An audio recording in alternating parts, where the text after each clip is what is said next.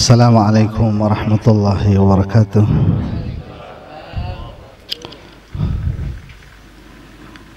Alhamdulillah,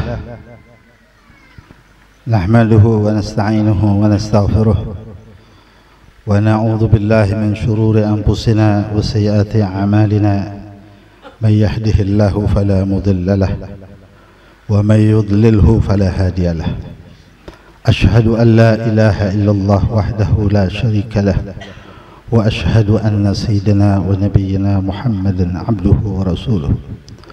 Allahumma salli wa sallim wa barik wa karrim ala sayyidina wa maulana Muhammadin miftahi wa birahmatillah adada ma fi ilmillah, salatan wa salaman daimini bidawami mulkillah wa ala alihi wa sahbihi wa man tabi'ahu wa walah wa ba'd. Hadratul mukarramin wal muhtaramin, segenap para alim ulama, guru kita tercinta Kiai Haji Muhammad Kiai Haji Dr. Muhammad Sobron Jayan MA, guru kita yang salah dewek jadi anak kiai. Dia kata gini, gua gantiin abi salah dewek. Memang siapa yang nyuruh jadi anak kiai? Guru kiai itu Kiai Haji Sarip Muawan. Ya lo kan anak ayam jangkrik ya kan orang bakal ya. Ya sudah. Dan juga sahabat saya Ustadz Satiri, sahabat saya Ustadz Asef yang saya cintai, juga sahabat saya Bapak Dani, segenap para asatidah yang lainnya tak saya sebut satu demi satu, segenap tokoh masyarakat, para sesepuh, para orang tua, para hujaj, juga para hadirin yang dimuliakan Allah Subhanahu wa taala, terlebih khusus sahibul bait keluarga besar almarhumah Cing Maseni. Dincing saya padahal ya, saudara, masih saudara saya. Masih dalam bulan Syawal awal, saya haturkan minal aidin wal faizin, mohon maaf lahir dan batin. Dalam kesempatan ini mudah-mudahan Allah Ta'ala mengampunkan dosa-dosa kita. Saudara-saudara, tadi yang disampaikan oleh dua guru kita nampaknya sudah cukup kalau kita amalkan, kalau kita renungkan, kalau kita amalkan. Guru kita yang pertama bicara tentang bahwa mati itu nasihat yang sebenar-benarnya. Betul begitu adanya, sebab nasihat itu untuk mengembalikan hati kita kepada itu nasihat. Kalau hati kita memikirkan tentang itu, niscaya mau tidak mau kita sembahyang jadi rajin karena ingat mati. Begitu juga guru kita yang kedua, sangat penting nasihat yang beliau sampaikan, yang kalau kita amalkan baik-baik kita akan menjadi orang saleh. Dan itu gambaran di mana sesuatu yang beliau sampaikan bagian dari apa yang nanti akan kita alami. Saudara-saudara, saya tidak lama ini, bentar, karena saya mau ke Tegarotan bentar lagi. Mau ngikut apa orang ini? Rudi Ilmo. Kemarin gua ketemu lu di sono. Itu yang lu boncengin siapa? Sama kan, gua juga sama bawa ya. Udah, oke, saudara-saudara sekalian. Begini, jadi bingung saya kalau udah ngomong di depan guru-guru nih, saudara. Ada masa depan, ada masa lalu, ada masa sekarang. Masa sekarang itu adalah gambaran masa depan. Kalau orang bertanya pada kita, masa depan Anda bagaimana? Maka jawabannya sekarang. Masa depan kita itu sekarang. Kalau sekarang kita saudara ngobras, masa depan kita ngobras gitu. Begitu kira-kira. Iya kalau Masa depan kita ini menabung, sekarang kita menabung, masa depannya kaya. Begitu nggak kira-kira? Jadi apa yang sekarang terjadi itulah gambaran masa depan kita. Sekarang yang terjadi gambaran masa depan kita. Dan masa depan seseorang itu gambaran masa lalunya. Ustaz Sobron begini, ngapa kita beda sama dia? Karena kita mengangon waktu dia lagi ngaji, ya enggak? Kita mah belopot benang, ngenjut baik pantat pada tepos. Jadi dia mau orang ngaji sono ngaji sini, makanya itu. Jadi sekarang beliau sekarang begini adalah gambaran tentang masa lalunya, dan sekarang itu gambaran masa depan kita. Dan masa depan serius amat sih ini dan masa depan itu ada disebut masa depan majazi, ada masa depan hakiki. Majazi itu artinya saudara bohongan, hakiki itu beneran. Kalau di depan saya ini ada pisang, pas saya kupas enak dimakannya, berarti ini pisang hakiki. Tapi ada juga pisang yang kalau kita kupas susah banget, kita gigit susah, itu namanya pisang-pisangan, orang dari plastik. Nah, masa depan pun begitu adanya. Masa depan majazi sering kita pikirkan begini, ntar gua kalau udah tua rumah gua di mana? Waktu kita masih muda tuh mikirin, ntar gua berumah tangga sama siapa? Ntar anak gua di mana? Ntar gua kerja di mana? Ntar gua bebelian apa? Mikir saudara tuh. Ntar gua dibagi tanah sama babak yang sebelah mana? Ya orang Betawi mah kagak ada mikir beli. Kak, orang Betawi dari ujung-ujung noh, gue beli tanah di mana? Or bakalan. Aduh, ntar gue dibagi tanah yang mana? Gitu. Itu namanya mikir masa depan. Mikir masa depan itu. Setelah dia berumah tangga, dikasih rumah sama babanya, maka dia menata rumahnya. Di depan nih taman sebelah mana? Ruang tamu bagusnya bagaimana? Ini rumah di tingkat atau tidak? Dapur bagaimana, kamar tidur bagaimana, itu dia menata supaya dia nyaman di masa depannya, walaupun itu belum terjadi. Tapi ini semua saudara majazi, bohongan, masa depan bohongan, hayalan doang itu. Kenapa? Karena pada saat dia alami, dia mengalaminya hanya sementara. Punya rumah paling lama 30 tahun, paling lama 40 tahun. Kalau dia nikahnya umur 30 tahun saudara, itu nempatin rumah belum tentu 60 tahun. 30 tahun habis. Oh berarti ini masa depan temporer.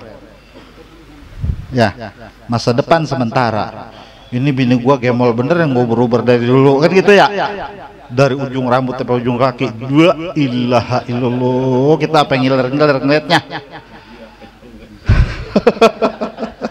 Itu bini kita, itu masa depan, tapi itu temporer, akan hilang. Imma dia duluan yang hilang atau kita duluan. Itu masa depan majazi namanya. Kita punya anak yang kita bangga-banggakan, si Fulan cerdas, si Fulan juara 1, si Fulan sudah doktor, si Fulan sudah EMA, si Fulan kerjanya 1 bulan gajinya 100 juta. Keren nggak tuh? Karena dia kerja cuma malam Jumat. Nungguin lilin, ya wajar 1 juta juga, kan ngepet ya, ngepet ya. Itu saudara hasil dia, cuman nggak lama. Tapi dia mengupayakan sedemikian rupa, sungsang sumbel, jual motor, jual, mikir segala macam, walaupun hanya untuk sementara. Ada masa depan hakiki. Masa depan hakiki saudara, bagaimana saat dihisab? Itu enggak ada yang meleset. Kalau masa depan majazi mah begini ya, gue bakal jadi orang kaya kali ini, belum tentu. Berarti meleset ya. Gue bakal jadi pejabat kali ini, belum tentu. Cuman ini doang nih bapak ini yang jadi. Atuh, dia kan orang banyak banget ya. Yang jadi dia doang. Padahal belum tentu dia menghayal dulunya. Yang menghayal orang jadi. Tuh RT tuh. Terus gue jadi lurah kali, orang RT dari dulu. Oh jadi. Padahal itu sementara. Itu yang hakiki. Bagaimana saya dihisab? Itu hakiki. Seharusnya mempersiapkan hakiki itu lebih serius dari masa depan majazi. Karena itu pasti besok kabarnya akan ada penimbangan amal. Kalau amal di kiri dia celaka, amal di kanan dia akan bahagia. Oh begitu ya, segitu doang. Padahal itu masa depan hakiki. Besok berebut minum di telaga Rasulullah, bisa minumkah, tidakkah? Itu masa depan hakiki. Itu yang seharusnya lebih dioptimalkan, diutamakan, dipikirin, direnungin. Ini mau umur tinggal 5 tahun baru itu dipikirin. Akhirnya bekal 5 tahun saudara hidup selama 60 tahun, buat akhirat cuma 5 tahun. Padahal persiapan waktu begitu panjang. Kemudian sirat, di atas sirat itu masa depan hakiki. Saya kepleset apa kagak, itu hakiki. Fariqun fil jannah atau fariqun fis sa'ir, itu hakiki. Semuanya hakiki tentang akhirat. Maka apa yang kita saksikan pada almarhumah Cing Masni itu gambaran tentang masa depan hakiki. Maka mudah-mudahan itu menjadi nasihat penting bagi kita. Saudara, habis dah tuh bahannya. Orang dari sebelum Ramadan orang ceramah kan pada hilang jadinya. Kalau sering ceramah mah masih inget juga, modal buat bohong namanya. Itu orang udah lama banget kan hilang. Bener gak Ustaz Satiri? Sama kan? Saya tanya Ustaz. Begini, ada orang cakep banget, terus yang satu jelek banget. Saya mau tanya, yang kita demen yang mana? Pasti yang cakep lah. Ada orang putih banget, bersih banget, yang satu hitam banget. Ini cewek berdua lagi jalan, kira-kira kita demen yang mana? Yang putih. Kenapa yang hitam ogah? Asin. Pahit. Kemudian yang satu kaya sekali, yang satu susah sekali. Mana yang kita pilih? Oh, tiba-tiba saudara ada orang bukan yang kaya, bukan yang cantik yang dia pilih, bukan yang putih yang dia pilih, terbalik, jelek, hitam, pendek, miskin, bau hidup. Ini jadi pertanyaan. Pikiran kita begini, ya loh kenapa begitu? Enggak begitu. Ini terjadi pada junjungan Nabi besar kita Muhammad Sallallahu Alaihi Wasallam. Nabi demen sama orang hitam, tapi bukannya perempuan. Hitam, pendek, jelek, susah. Jadi berarti kriteria orang yang disukai oleh Rasulullah enggak kudu ganteng, dan enggak kudu kaya, dan enggak kudu cakep, enggak kudu putih. Orang yang jelek aja bisa didemenin sama Rasulullah. Satu hari Rasulullah panggil Sayyidina Umar. Umar, sini anda mau ngomong mente. Ada apa ya Rasulullah? Rubba as'atha aghbara law abarra Allahi law aqsama Allahi la abarra. Ada orang Umar, orang ini akbar itu dekil. Ini orang dekil, kumuh, jelek, hitam, pendek. Lengkap gak tuh kira-kira? Udah nggak ada lagi. Wa asas itu saudara kusut, kehidupannya kusut, kumuh, tidak dikenal orang. Dia orang kampung, nganggap nih orang gila. Tapi kata Rasulullah, lau aqsama Allahi la abarrah. Kalau dia sudah panjatkan tangannya ke langit, tak ada satu doanya yang ditolak Allah. Umar, aku tidak bertemu dengan dia. Aku kasih tahu. Tapi kelak kau bertemu dengan dia, sampaikan salam aku kepadanya. Sayyidina Umar bingung. Ini Rasulullah tahu-tahuan baik. Ongkoh orang ketemu tapi ngasih salam. Ilmu apa ini begini? Ya kan kalau ketemu beri salam. Ini mah ongkoh orang ketemu tapi ngasih salam. Aku tidak mungkin bertemu dia ya Umar, dan dia juga tidak berjumpa dengan aku. Tapi andaikan nanti kau bertemu dia, sampaikan salamku padanya. Satu itu. Yang kedua, mintalah Umar istighfar kepadanya, niscaya Allah ampuni seluruh dosamu dengan istighfarnya. Siapa ya Rasulullah? Orang mana? Gitu. Kata Rasulullah, itu orang bernama Uwais Al-Qarani. Namanya Uwais Al-Qarani. Dia tinggal di negeri Qaran. Qaran itu nama kampung terpencil yang ada di negeri Yaman. Baik, nanti saya sampaikan kalau ketemu ya Rasulullah. Rasulullah meninggal. Kemudian ganti Sayyidina Abu Bakar Siddiq. Sayyidina Abu Bakar Siddiq. Sayyidina Umar belum ketemu nih. Zaman Sayyidina Abu Bakar belum ketemu. Sayyidina Abu Bakar meninggal, Sayyidina Umar jadi khalifah. Terjadilah musim haji, orang pada datang nih, pada datang ke Mekah kan? Pada kumpul di Arafah. Sayyidina Umar naik di satu bukit, kumpulkan seluruh masyarakat yang melakukan ibadah haji. Sayyidina Umar bilang, hal minkum minal Yaman, katanya.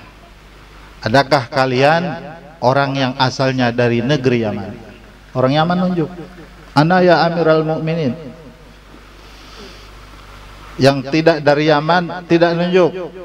Ya, yang Yaman nunjuk semua. Setelah orang Yaman pada nunjuk, kata Rasulullah, hal minkum minal Qaran. Adakah di antara kalian orang yang berasal dari kampung Qaran? Nunjuk dari Qaran seorang, ana ya Amirul Mukminin. Ana mau tanya mente, ente kenal gak sama orang yang namanya Uwais? Gitu. Kata itu orang, siapa ya Amirul Mukminin? Uwais dari kampung Qaran. Kata itu orang, yang ana tahu Uwais itu orang gila ya Amirul Mukminin. Nah itu yang ana maksud. Kok ini tuan nyari-nyari orang gila? Diam-diam lu. Masa kita mah ya. Kalau pakai nyari orang gila, dia mah kerjaannya di kebun mulu. Karena enggak sering ngongon kambing. Dia mah kerjaan nguli kambing. Orang kampung pada jelek sama dia karena jelek, dekil, bau kambing. Kalau di kampung kita bocah main layangan mulu kali. Yang rambutnya pada kuning ya. Dah kakinya bebelekan. Betisnya pada bontengan. Yang kalau digaruk pakai ngebul gitu. Begitu. Di mana itu orang adanya? Adanya ya Amirul Mukminin di kampung Qaran. Orang selesai haji, saudara, ini Amirul Mukminin ajak Sayyidina Ali. Ya Ali, ayo kita ketemu Uwais, kita sampaikan salam yang Rasulullah titipkan. Baik, jalan berdua. Sampai itu kampung, tanya di mana itu Uwais. Ini termaktub dalam kitab Ad-Da'watu Tammah yang dikarang oleh Al-Habib Abdullah bin Alwi Al-Haddad. Di situ saya baca. Saudara kalau mau lebih yakin, buka kitab itu. Sampai di situ, tanya orang kampung, di mana itu Uwais? Oh Uwais itu tuh di tengah gurun. Kata Sayyidina Umar, nggak ada orang, kambing muah. Karena emang tingginya orang sama kambing rada mirip. Udah rambutnya itu ikel-ikelnya kalau ditarik jepret.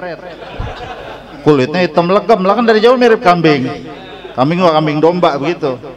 Datanglah Sayyidina Umar. Dilihat mana Uwais? Oh nggak taunya saudara, dia di tengah kerumunan kambing sedang bersujud itu Uwais Al-Qarani. Pantes rupanya dia bikin pagar ini kambing supaya sujudnya nggak ketahuan.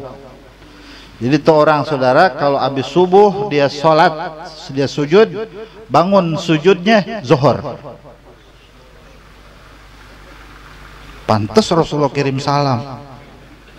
Ntar ba'diyah zuhur di orang dia ruku, bangun rukunya asar. Begitu tiap harinya. Jadi dia tutupin dirinya dengan cara ngangon kambing, dan dia kagak hubungan sama orang-orang sehingga orang katakan ini dia orang gila. Rasulullah Sayyidina Umar datang, bilang Sayyidina Umar itu Uwais, "Assalamualaikum ya Uwais." Sayyidina Uwais bilang, "Waalaikumsalam." Kata Sayyidina Umar, "Ente yang namanya Uwais?" "Bukan." Tuh, masih nutupin baik ya. Orang kalau tinggi begitu saudara, orang kalau tinggi gak dikenal. Kayak orang jago silat kan pura-pura orang bisa baik. Ya, udah kebangetan bisa. Tapi kalau udah main itu bocah, berat. Terus kata Sayyidina Umar, "La anta Uwais." "Enggak, ana mah Abdullah." Kata Sayyidina Umar, "Abdullah kan artinya hamba Allah. Lu Abdullah, gue juga Abdullah." "Abdullah boy lu kata nama lu, gue nanya lu Uwais bukan?" Tak gitu. "Bukan, saya bukan Uwais, saya Abdullah." Jadi ini jawaban saudara, orang dalam kondisi asyik sama Allah sampai nggak kenal dirinya dewek. Dia orang kenal kalau dia namanya Uwais, karena sama Allah saking asiknya. Gitu kata ulama. Sama nama orang ingat. Coba dah, kita ingat apa orang nama kita? Ya, ini dia namanya orang ingat, apalagi sama orang lain. Modelnya kalau sama orang gila kan orang ingat sama awak dewek. Dia mau tidur di mana kayak apa kayak dimakan, ya dia telanjang jalan. Ini bukan gila setan, ini mah gila kerasukan iman. Imannya dalam. Akhirnya kata Sayyidina Umar, "Bagaimana ini ngakalin bocah biar ngaku?" Susah bener sih nih. Ini begini wes, ana mau nitipin salam. Rasulullah Sallallahu Alaihi Wasallam salam buat ente. Kata Sayyidina Uwais, dia jeringat ya, bukan jereget. Kalau habis duduk terus kaget begitu bener, jingkrak. Bujuk dia lu. Begitu modal kita mah. Apaan? Rasulullah salam ente. Rasulullah salam ana. Iya, ente siapa emang? Ana Umar bin Khattab, dan ini Ali bin Abi Thalib. Masya Allah, Sayyidina Umar baru dia berdiri, dipeluk, "Ya Allah, maafin saya baru ngeh gitu. Saya baru ingat." Itu juga dia ngeh pas kesebut Rasulullah sebagai kekasihnya. Orang kan kalau disebut pacarnya ngetek langsung. Betul nggak gitu?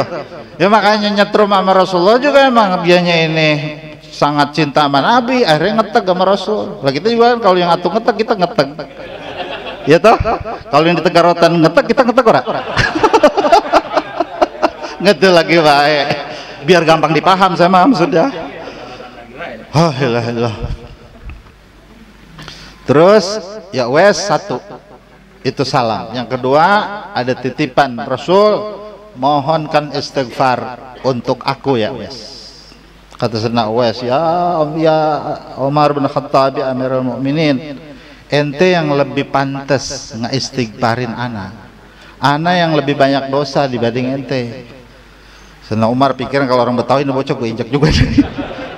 Masih orang ngaku lagi kayak gitu. Dah ditanya ini Uwais sebenarnya apa gerangan yang membuat Rasul nggak ketemu ente tapi salam ente? Saya nggak punya amal. Nggak mungkin, Rasulullah nggak sembarangan. Dia mau punya pandangan jauh, dia punya hati jauh, walaupun tidak mengalami dia bisa lihat. Itu para nabi aja ngajinya sama Nabi Muhammad di alam roh. Nabi Adam ngaji sama Nabi Muhammad di alam roh. Nabi Ibrahim, Nabi Idris ngaji sama Nabi Muhammad. Nabi Musa bisa belah laut, itu ilmu dari Nabi Muhammad. Nabi Sulaiman itu bisa bicara dengan semut. Nabi Sulaiman itu bisa naik di atas awan, terbang. Nabi Sulaiman bisa memanggil angin, bisa memanggil api, bisa memanggil air. Semuanya menjadi tentara Nabi Sulaiman itu karena cari tuntut ilmunya sama Nabi Muhammad. Masa ngeliat ente aja nggak bisa? Iya ya. Iya. Amal apa ente? sampai Rasulullah tergugah hatinya memberikan titipan salam kepadaku untuk diberikan kepadamu. Saya cerita juga dah kalau gitu Mas, kata gitu. Ngapa emang? Jadi saya punya emak saya sakit-sakitan. Saya setiap hari kuli ngangon kambing. Saya pengen dapat upahnya berupa susu kambing. Ini susu kambing tiap hari saya kasih minum mas saya bagi dua, yang sebelahnya saya kasih minum, yang sebelahnya saya buat beli nasi bungkus buat emas saya makan. Kalau emas saya makan sisanya. Kalau emas saya minum sisanya. Kalau emak saya kagak minum, saya enggak minum, saya tunggu sisa ibu saya. Saudara bayangin kalau anaknya kayak gitu petotnya, namanya gimana? Anaknya kayak gitu petotnya, pendek, hitam, bayangin bagaimana namanya. Ini yang membuat dia mulia, ternyata khidmat sama ibunya. Dia merendahkan, dia punya wahfid lahuma, kau harus merendahkan kepada kedua orang tua. Terangkat, oh rupanya nih ibu punya keramat buat mendongkrak kabar berita yang sampai kepada Nabi Muhammad Sallallahu Alaihi Wasallam.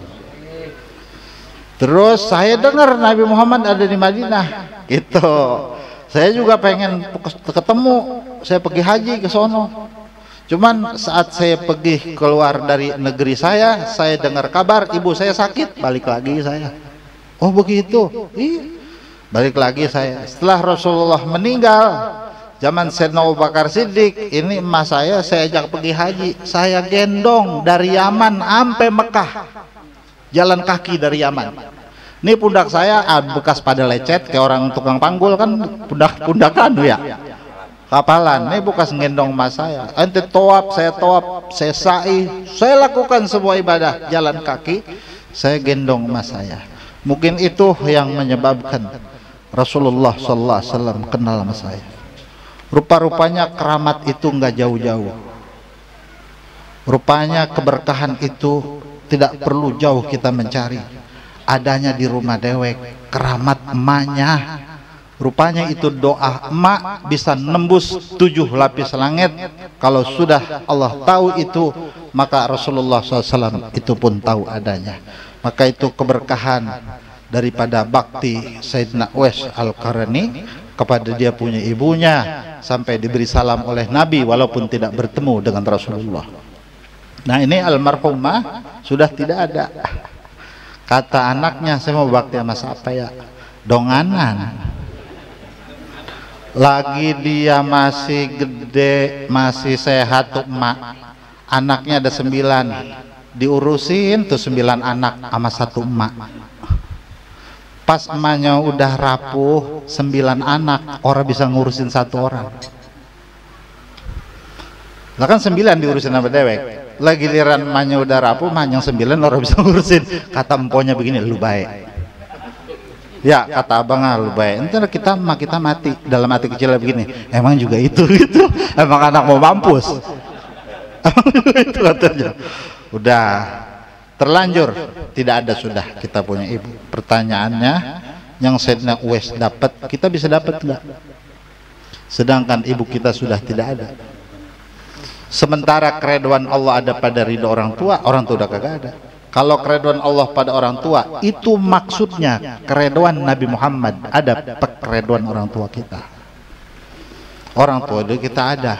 Oh ada seorang laki datang kepada Nabi, ibunya mati mendadak. Kata itu laki-laki, ya Rasulullah, in palatat ummi, ibu saya kepleset, jatuh meninggal. Apa abirru anha ya Rasulullah, adakah peluang saya untuk bakti pada ibu yang sudah meninggal ya Rasulullah? Kata itu Rasulullah pada itu orang, na'am. Kalau kita belajar bahasa Arab apa nama artinya? Yes. Masih ada peluangnya. Apa peluangnya? Amal baik kita sebab orang tua. Sedekah kita sebab orang tua, baca Quran kita sebab orang tua. Kalau itu kebaikan yang dilakukan, dimaksudkan untuk orang tua, maka itu bagian daripada berbakti kepada kedua orang tua. Jangan melupakan orang tua selama-lamanya. Saat saudara saya di Jawa Timur ketemu satu ulama bernama Syekh Ahmad Johari Umar. Beliau bilang begini, kalau nanti di kampung ente ada orang yang apaan be susah, kasih tolong dia, gitu dia kata. Saya tanya Kiai, tolongnya gimana? Kasih tolong dia buat gampang dia punya perkara. Wah pas bener nih, saya orang kasih orang buat saya bedewek. Emang juga lagi perlu. Kalau orang itu ada macet dalam urusannya, itu ada sebabnya. Sebabnya apa Kiai? Urusan sama orang tuanya nggak beres. Pasti itu. Saya katakan pasti. Kenapa? Sebab kunci semua kemudahan dan keberkahan itu orang tuanya. Kalau dia sudah bermain dengan keberkahan inti, urusannya akan repot. Dia lari ke wali dunia, nggak ada yang bisa kasih buka pintunya, kecuali dia punya orang tua. Oh gitu Kiai. Apa itu Kiai yang mesti kita punya saya kerjakan? Begini, setelah sholat jangan dia tinggalkan Allahumma gfirli wali walidayya warhamhuma kama rabbayani shaghira 10 kali. Habis sembahyang. Ketelonjokan nih saya ngomong. Separuh nyesel saya ngomong. Mesti bahkan saya dewek ini. Kalau masih susah juga, bangunlah malam hari atau sholatlah setelah isya hajat, kemudian baca itu Allahumma gfirli wali walidayya 100 kali. Kalau itu menjadi amalan dia, dimanapun Allah kasih pertolongan dan kemudahan buat dia. Kata itu Kiai. Nah makanya karena ini di rumah encing saya, biar anak-anaknya dengar, biar pada itu baca, biar berkah ibunya turun kepada anak-anaknya. Kebetulan saudara juga pada datang, akhirnya saudara dengar juga gitu ya. Alhamdulillah, mudah-mudahan itu jadi manfaat buat kita sekalian. Ada lagi dia kata gini, ada yang lebih dari itu, masih orang tua juga. Sampaikan nggak nih kira-kira? Udah terlanjur keceplosan. Kalau orang tuanya masih hidup, dia kata gitu. Ini kalau tadi udah mati tuh, Allah mau beri wali wadaya, jangan lu tinggal, lu gua kasih tahu jangan lu tinggal. Sama saya mah digituin saya, jangan lu jauh-jauh lu ke Jawa Timur ini lo ramalin, mau ngapain lu? Iya Kiai, iya. Makanya saya mah asal doa itu biasa ulang-ulang. Allah mau beri, kan kalau sembahyang di masjid tuh orang banyak tuh, saya mah doa Allah mau beri wali wadaya. Kata orang begini, doa sih itu mulu, mana diulang, lo orang tahu. Emang juga ini bacaan gua. Ntar kalau gue bilangin lu nyesel, ntar nulad kata gitu. Iya. Yang satu dia kata gini, ada satu lagi. Nah ini mah saya tes, yang kedua nih saya tes. Kalau ente pulang sholat Jumat, ibu masih ada, ente samperin ibu ente cuci kakinya. Ibu udah sholat nih, ente samperin, pasti udah sholat Johor ya kan? Samperin kakinya, ente siram pakai air kakinya ente adangin, di piring atau di gelas.